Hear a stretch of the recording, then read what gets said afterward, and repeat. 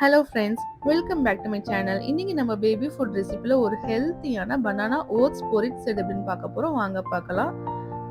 இது நீங்கள் யாருக்கெல்லாம் கொடுக்கலாம் பார்த்தீங்கன்னா 8 மாத குழந்தைலேருந்து நீங்கள் கொடுக்க ஆரம்பிக்கலாம். இதை நீங்கள் மார்னிங் பிரேக்ஃபாஸ்ட்டு கொடுக்கலாம். வாங்க இப்போ நம்ம எப்படி செய்யுதுன்னு பார்க்கலாம். ஒரு பாத்திரத்தில் 2 டேபிள் ஸ்பூன் அளவுக்கு ஓட்ஸ் எடுத்துக்கோங்க. அது கூட தேவையான அளவு தண்ணியை சேர்த்து மிக்ஸ் பண்ணி விட்டுக்கோங்க.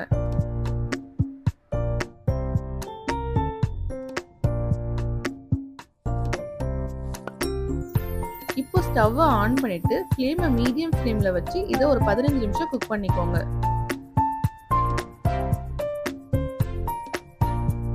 இப்போ ஒரு செவ்வாழை எடுத்துக்கோங்க. உங்ககிட்ட செவ்வாழை இல்லைன்னா எந்த வாழைப்பழம் இருக்கோ அதை எடுத்துக்கோங்க.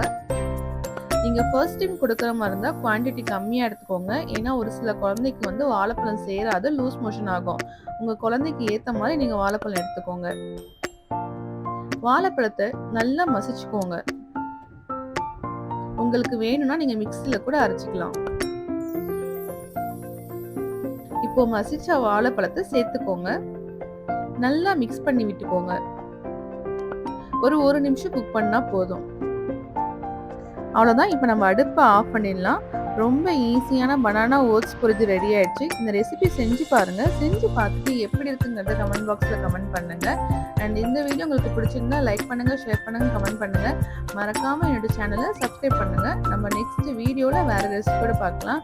அண்ட் மறுபடியும் சொல்றேன், உங்க குழந்தைக்கு நீங்க ஃபர்ஸ்ட் டைம் கொடுக்குற மாதிரி இருந்தால் கம்மியான குவான்டிட்டி ட்ரை பண்ணுங்க.